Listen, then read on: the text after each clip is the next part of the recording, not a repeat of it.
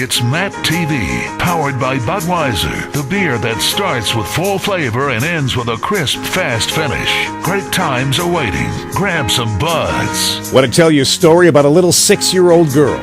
She's got a peanut allergy. She's got a peanut allergy so bad that if she even smells the smell of peanuts, she could have a reaction that could literally cause her death. And this little girl, this little 6-year-old first grade girl, goes to school every day, hoping that that doesn't happen. Her parents must live in fear, wouldn't you think?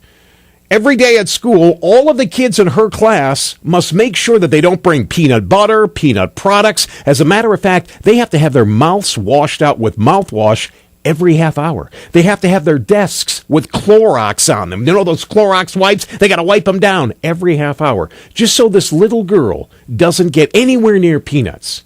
You know how much time that must take every single day in that classroom because this one little girl has this allergy, and I feel terrible for her. Her parents send her to school and hope that she comes home.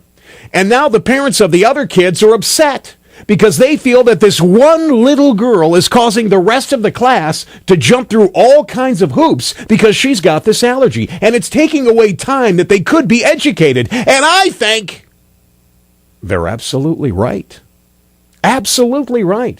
This one little girl, and God bless her, I've got a 6-year-old son, but she's got an allergy that, quite frankly, if I was her parent, I wouldn't send her to school, would you? I mean, if you had a child that had this kind of an allergy, that if they even smelled peanuts on someone's breath, they could possibly die, would you send them to a public school in hopes that she comes home? In hopes that the public school is going to make sure that she doesn't come anywhere near peanuts?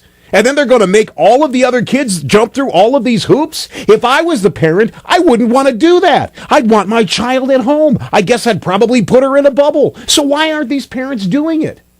Because in this country today, we've looked at the minority and we've adjusted ourselves because of the one. It has become not for the many, but for the one in this country. I feel awful for this little girl. It must be terrible to have an affliction like that. And I feel bad for her parents. But let me tell you something. The one thing you shouldn't be doing is sending that kid to school. And unfortunately, I have to agree with the parents that are sick and tired of all the nonsense. What do you think? We can talk about it. All you have to do is come here and join me every day. 95.3 MNC. Is that Peanuts?